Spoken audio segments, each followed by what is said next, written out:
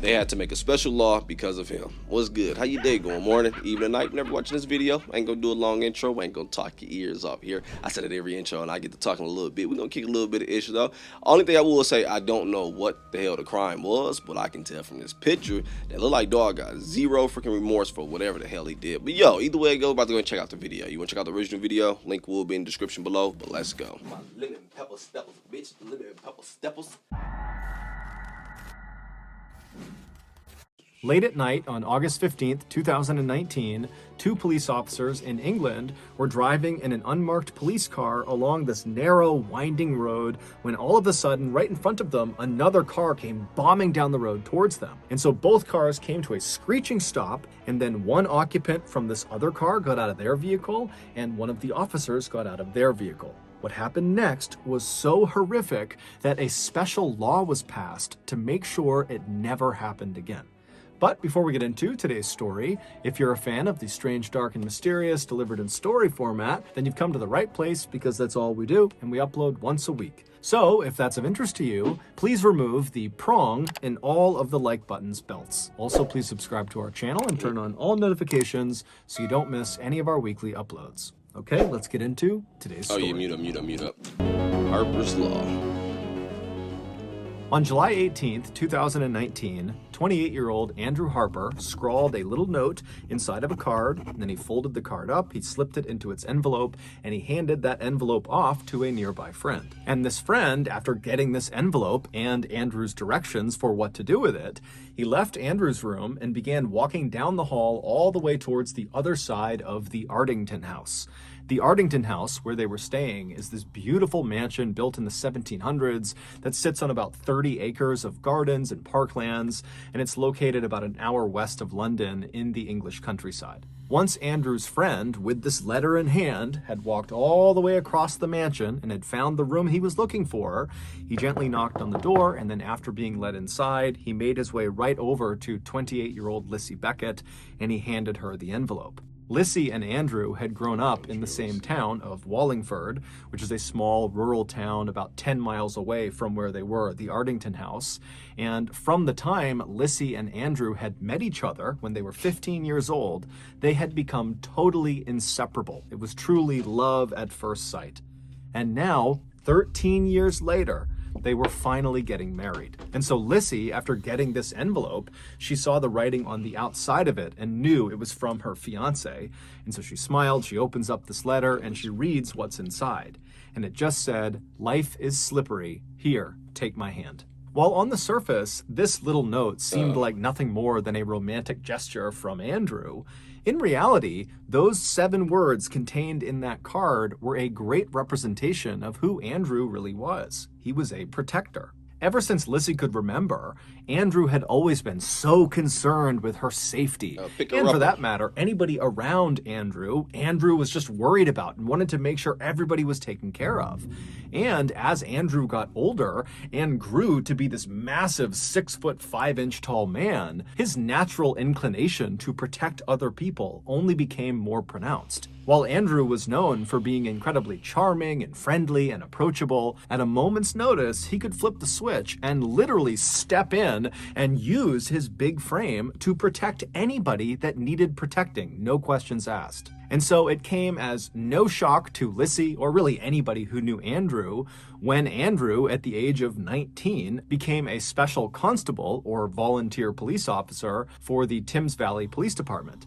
This police department was the same one that oversaw Wallingford, where he and Lissy had grown up, and also the surrounding areas. And just a year after becoming a special constable, Andrew had done such an amazing job that he was hired on by the Thames Valley Police Department to be a regular constable, so a full-fledged police officer. And over the following years that he was a regular constable, Andrew's hard work and dedication would quickly make him one of the most well-respected and well-liked police officers on the force. In fact, just a few weeks before he sent off that letter to Lissy on the day of their wedding, Andrew had been promoted.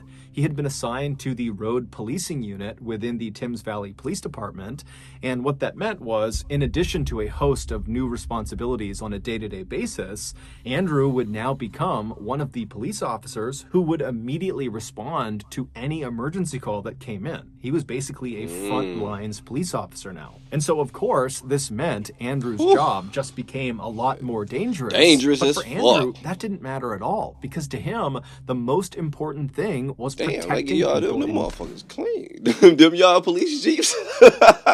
I need one of them motherfuckers to the States. Those Ruchis on that bitch, that bug kind of clean. I'll be scared the shit out of niggas. Hey, let me get to the video, though. But no, This that meant motherfucker, Andrew's though, job dog. just became a lot more dangerous. But for Andrew, that didn't matter at all, because to him, the most important thing was protecting his protecting community. people in need. I know And so it. this promotion just gave him Close. a bigger opportunity to do that. And so Lissy, after reading this little note that Andrew had just sent her, she set it down on the table, and now with a big grin on her face, she finished getting ready. And then that afternoon, she and Andrew would walk down the aisle, and they would say, "I do," in front of their families and their closest friends. And then that evening, after the newlyweds had had their first dance as a married couple, they would tell each other that this was the happiest day of their Story lives. so beautiful 28 so days far, later, dog. on August 15th, Andrew, along with his partner, who also was named Andrew, his name was Andrew Shaw, they were conducting a surveillance operation in a town called Reading. Reading is a town about 30 minutes south of Wallingford. Just after 11 p.m., the men finally decided it was time to shut down their operation and head back home. Their shift had actually ended 4 hours earlier, but being hardworking and diligent police officers, they had worked overtime because they knew it would help their unit. But now at 11 p.m., they were totally exhausted, and so as they're kind of yawning and packing up their things, Shaw, who was driving, would fire up the engine of the unmarked BMW car they were in, and then once it was on, he would pull away from the curb, and they would start Unmarked heading north. BMW. At the same time, a very Let me go distressed back. man engine of the unmarked BMW car they were in, and then once it was on, he would pull away from the curb, and they would start heading north. At the same time, a very distressed man who lived not far from where Andrew and Shaw had just been doing surveillance, he called 999, and he told the dispatcher. I'm about to say, yeah, you distressed. All right, we got to add real quick. I'm letting his ass play so he get his revenue. But let me guess. It definitely sounds like the butterfly effect is about to kick in and do its shit, huh? Because I take it. Only if we wouldn't have took this call, huh? I went back a not bit. far from where Andrew and Shaw had just been doing surveillance, he called 999, and he told the dispatcher that just a few moments ago, this gray sedan had pulled up his driveway and stopped right outside of his property. Now, this man's property was off of a road called Admore Lane, which was this winding one-lane country road that had very little traffic, and there was not that many properties off of it.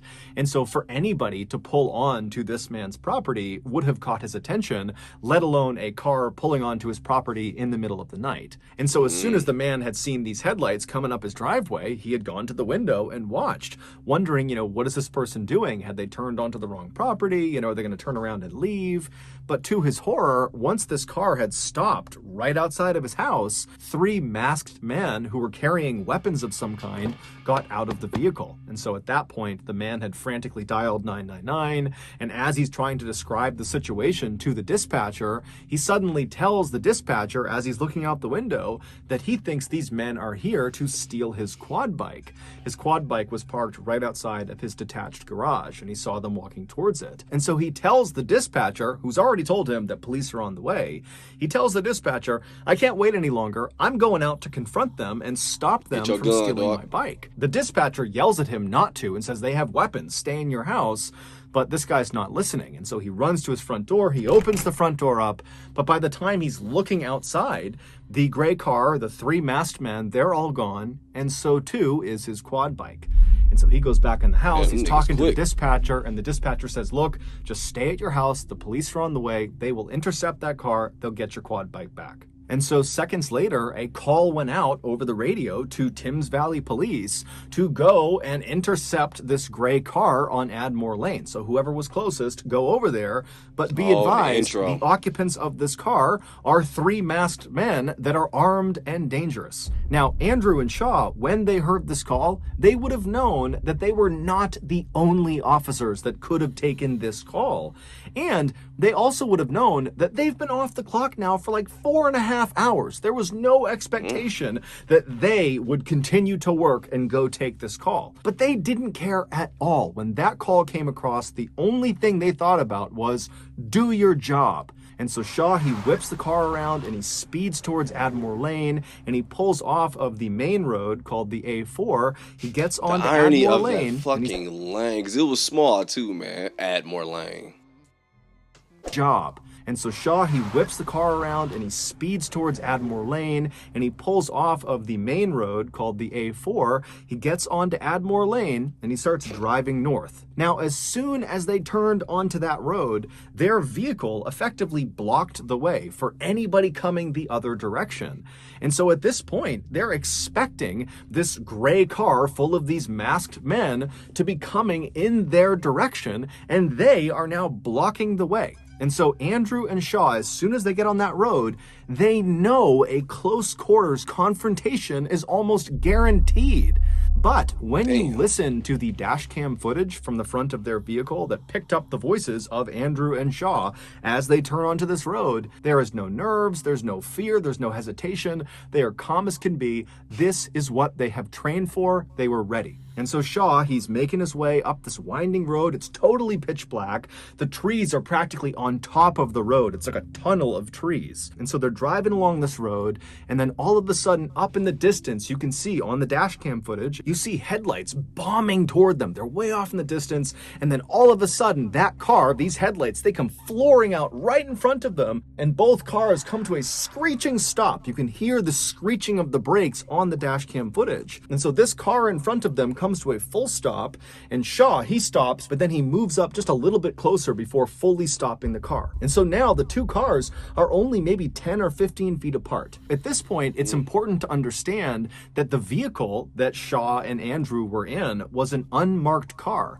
and they had intentionally not put on their blue lights as they're cruising up this road because they didn't want the suspects to see the blue lights in the distance and turn around and get away. And so now they've come face to face, and so Andrew and Shaw, they're looking at this vehicle, and they can see that one, it's a gray sedan, so it matches the description of the car they're looking for, and two, behind this gray sedan is what looks like a quad bike that they are towing.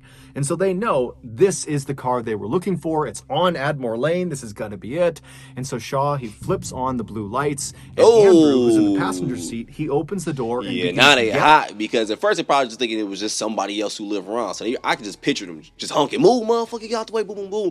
But then, bloop, bloop, them blurps come out, ooh, shit. Flips on the blue lights, and Andrew, who's in the passenger seat, he opens the door and begins yelling at the occupants to stay where they are. But they don't listen, because now the masked men in the gray car, they know they've been caught. There's police right in front of them. And so suddenly, one of the masked men in the back seat of this car, he leaps out of the vehicle and he runs around to the back of the gray car and he unhooks the quad bike. And then the gray car, without even waiting for this third masked man to get back inside, it just begins driving forward on the left side of Shaw and Andrew, basically trying to drive around them, despite the fact there's nowhere to drive. It's a ditch on either side of the road. But obviously, these guys are desperate and willing to do anything to get away. And so this gray car has driven down into this ditch before Andrew and Shaw could do anything. And then the third masked man, who's realizing he's being left behind, he starts running around the right side of the police car. So he's trying to go around the other way. And amazingly, as soon as the third masked man made it around to the back of the police car, the gray car somehow managed to pop out of the ditch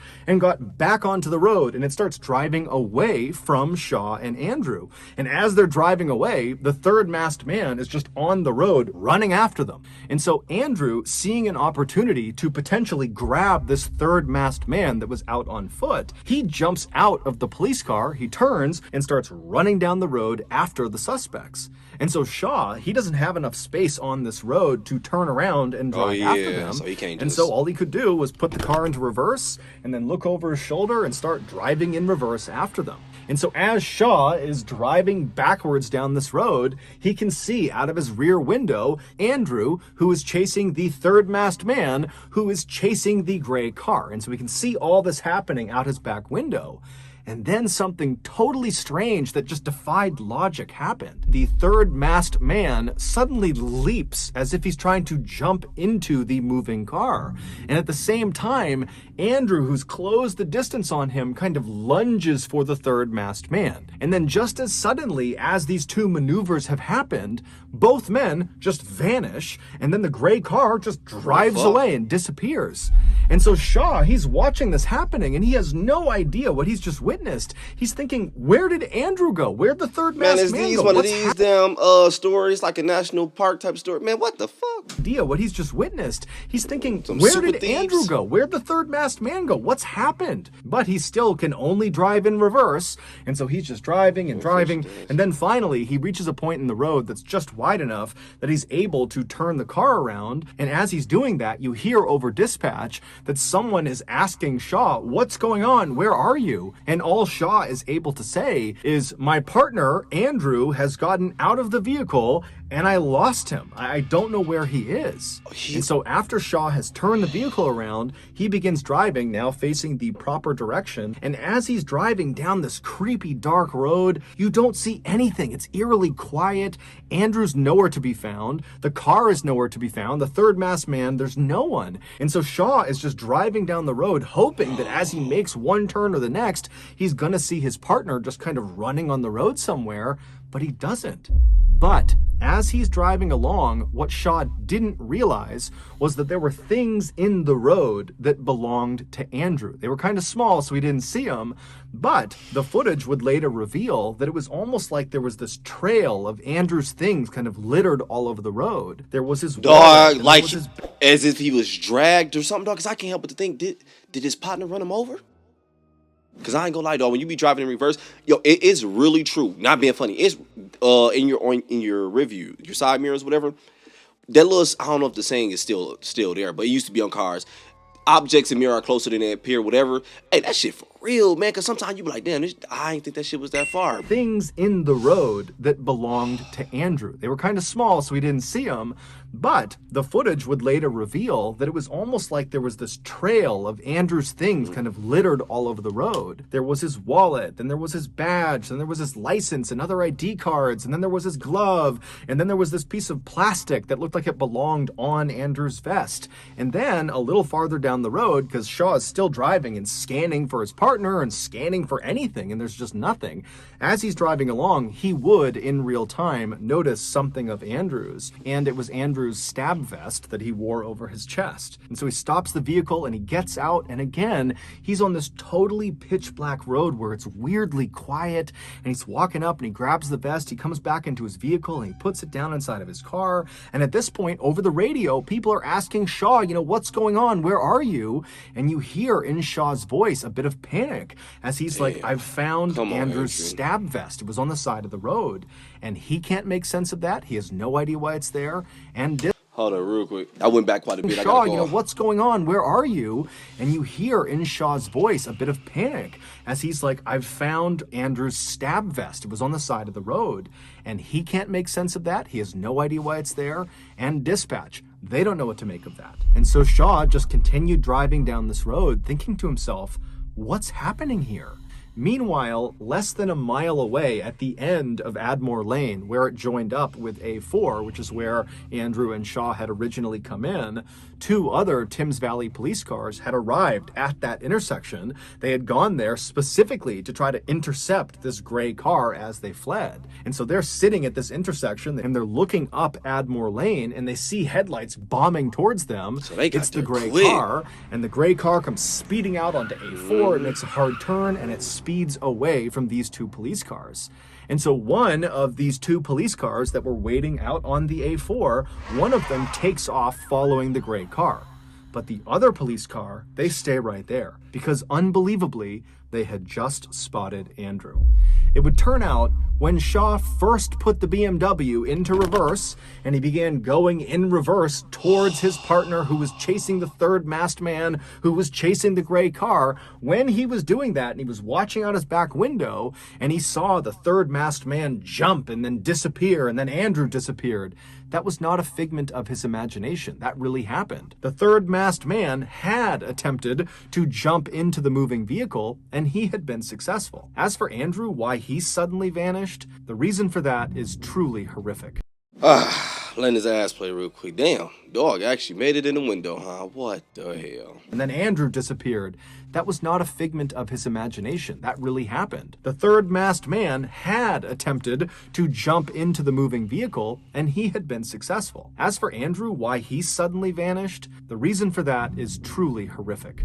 The three masked men were 18-year-old Henry Long and 17-year-olds Albert Bowers and Jesse Cole. All three of them, prior to this night, had fairly extensive criminal records, and they proudly referred to themselves as career thieves, which basically just meant they spent all day and all night stealing from people. And so that night, they had gone out with the intention of stealing that man's quad bike. It's unclear how they knew he had a quad bike, but they definitely showed up prepared because they knew they would have to get onto his property and very quickly tow that bike out of there before the homeowner could stop them. And so they had attached this long, very thick rope to the back of their gray car. It was basically like this big loop of rope, almost like a lasso. And so when they pulled up onto that man's property, they backed up to the quad bike and they looped that stretch of rope over the handlebars of this quad bike. And then all three of them piled back into the gray car and they sped off with the quad bike in tow. But when they were on Admore Lane and came face to face with Andrew and Shaw and realized those are police officers and were caught, the third masked man, aka Jesse Cole, he hopped out of the gray car, he ran around to the back, and he unhooked the loop of rope from this quad bike, ditching the quad bike by the side of the road so that it would be easier for the gray car to make their getaway. And so once it was free, the gray car kind of took off without Jesse, and so Jesse ran around the cop car, but Jesse would get back up to the side of the gray car, and he would leap into the window, and as soon as he was inside, and Henry, who was driving, he knew he was inside, so they're all good, Henry hit the gas.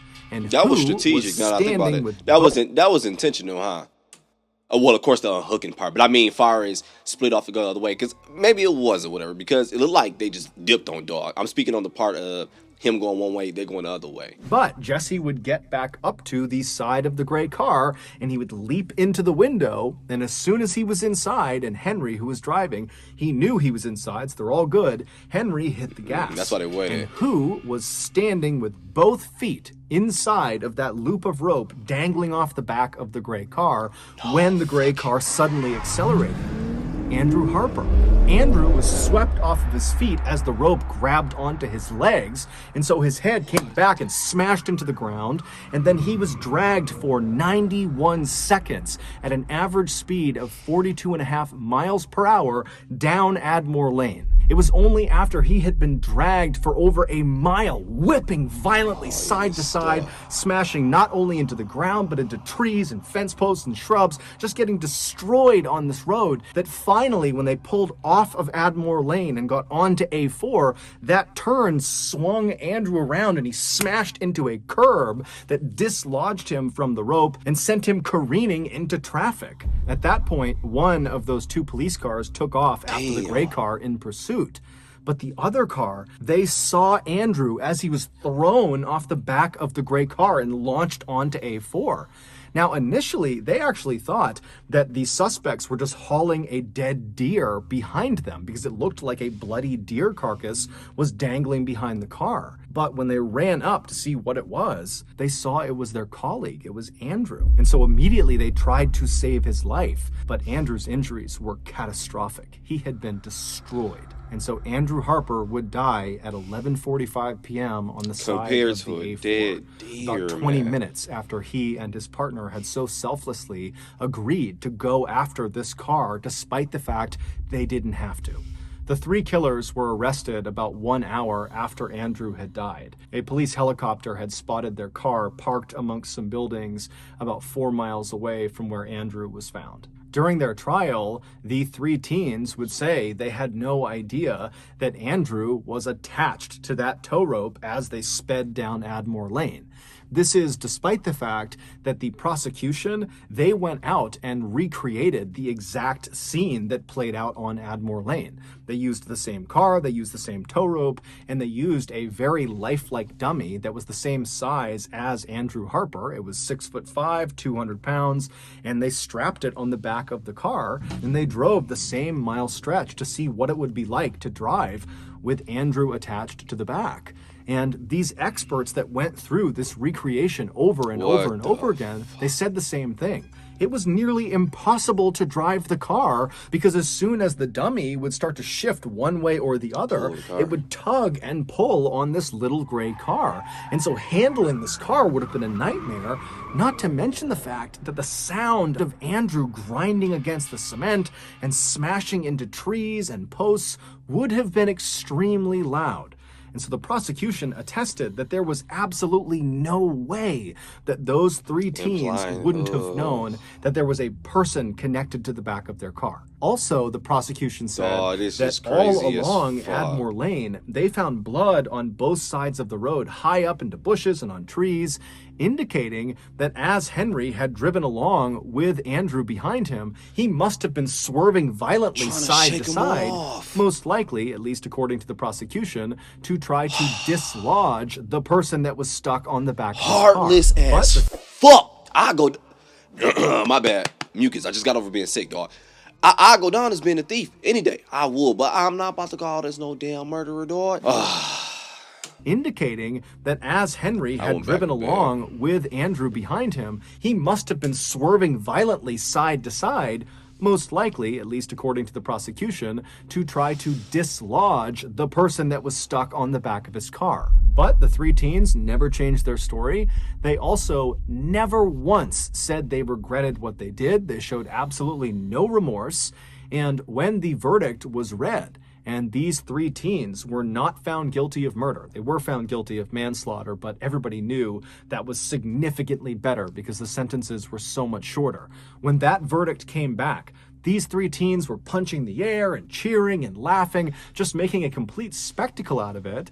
And then after being led out of the courthouse with the devastated family of Andrew Harper basically watching them, they were smirking and smiling at the cameras and waving and just treating the whole thing like it was one big joke. Still to this day, none of them have apologized or expressed any regret or remorse about what happened. In fact, two of the killers, Jesse and Albert, they've come out publicly and said they're going to write a book about this crime, about killing Andrew Harper, and there's no indication that this book is being written because they feel bad. It's almost certainly because they understand the opportunity is there. Opportunity to make money. Following the verdict, Andrew's wife, Lissy, who was totally devastated not only by the loss of her husband, but also by what she viewed as total injustice with regards to the fact that these three killers had not been convicted of murder, she would go on to lobby for years to pass a brand new law called Harper's Law that would give an automatic life sentence to any criminal that killed an emergency worker while they were committing a crime, meaning this law would not differentiate between whether it was manslaughter or murder. If you killed an emergency worker while committing a crime, you're going to jail for life. And this year, Harper's Law was passed. However, it will have no effect on the sentences of Andrew Harper's killers. Henry would be sentenced to 16 years in prison, and the other two, Albert and Jesse, would be sentenced to 13 years in prison each. All three of them will be eligible for parole by the time they are 28 years old, which is the same age that Andrew was when they killed him. So that's going to do it. If you got something out of today's episode and you haven't done this already. 28 is still so young. 28 is still so young, dog. 28 is also a stage where I feel like I would still be ignorant in the mind as well. So, yeah, they going to get out and be cool. Just going to go ahead and start life. I don't know. Maybe some remorse to kick in. The conscience to kick in some kind of way. I don't fucking know. But that's fucked up. Dog. I ain't gonna lie. I thought Doggy hit him. I did. Cause at first I was like, you not about to tell me these niggas legit disappeared, man. Cause I was like, there's no way. And the way Mr. Baller was wording it, I'm like, oh, it's one of those damn hiking mountain climbing type of stories, whatever, right? We get national park stories, get them all the damn time. It's like, boy, this shit's so tripping. Some shit is just heartless, dog. And I'm not gonna lie to you, I'm not atheist or nothing, but I'm not super religious. I wouldn't say that. But I strongly believe, a lot of this shit, because a lot of people don't have shit to believe in anymore, dog. I kid you not. People are legit living day to day, strictly for them. This shit all about them now. It's all it is. Now, I mean, but hey, we ain't here to kick that kind of ish today, man. Definitely rest in peace. Definitely rest in peace to Andrew. I'm about to go ahead and get up out of here and go ahead and enjoy my day. Yo, you do the same thing. Enjoy your day, morning, evening, night. Whenever you're watching this video, dog. But I'm out.